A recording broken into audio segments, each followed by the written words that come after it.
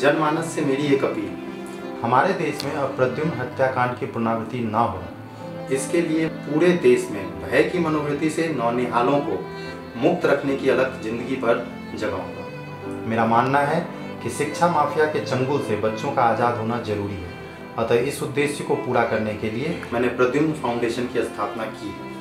आइए हम सब मिलकर इस मुहिम को अंजाम तक पहुंचाएं और तन मन धन से संस्था को अपना सहयोग दें।